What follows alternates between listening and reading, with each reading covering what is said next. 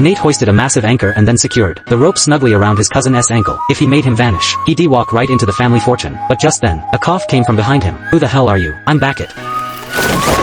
It was his very first kill, so he couldn't shake the nerves. But Nate quickly found it was way simpler than he'd pictured. Good lord, was that all? No cameras on the yacht, so as long as nobody saw a thing, it would just slide as an accident. But here's the thing, if Nate wanted to grab that huge inheritance, he still had to take out the 6 heirs ahead of him. Honestly though, that first round was dumb luck this time. He needed a real plan. Nate locked onto an uncle he'd never met, some famous rock star. He dressed up as a journalist, saying he was after an exclusive interview, and while his uncle was distracted, he quietly slipped something into the drink on the table. But his uncle seemed to catch a bad vibe, and suddenly pulled out a samurai sword, saying he was gonna shave Nate's beard off. I know it was you. Nate broke into a cold sweat all over, but he still tried to act clueless. If his uncle had really figured him out, why hadn't he phoned the cops? But seeing the guy wasn't playing around, Nate had no choice but to come clean who he was. Who are you? I'm Nate. I'm your cousin. The uncle was clearly thrown off. He pegged Nate as just some sleazy reporter and never saw him as family. To smooth over the awkward moment, he instinctively reached for the glass on the table. As for explaining the journalist getup, it didn't really matter now. A few minutes later, the man collapsed and died from a sudden heart attack. The next day Nate's aunt, having caught wind that heirs were dropping one after another, rigged her villa with laser security and started guarding herself around the clock. But she had a set routine. Every Tuesday, she hit a beauty salon for treatments, so all Nate had to do was disguise himself as a staff member and mess with her dentures on the sly, and he could end her life without a trace. The stuff he used was carbon dioxide, which closely mimics the acidic compounds found in whitening products, so the cops figured she'd probably bought some shady product. By now, he was already halfway through the plan. Next, he turned his sights to another Heir pilot. Nate pretended to be part of the crew, and handed him a spiked drink. Just as predicted, the plane went down, which pumped Nate's confidence through the roof. Just as he was thinking about his next move, a young woman showed up at the door and tossed an envelope straight at him. Inside was proof of him killing off his family, and this woman was his cousin. Her demand was simple. How much she need? Not a fortune but enough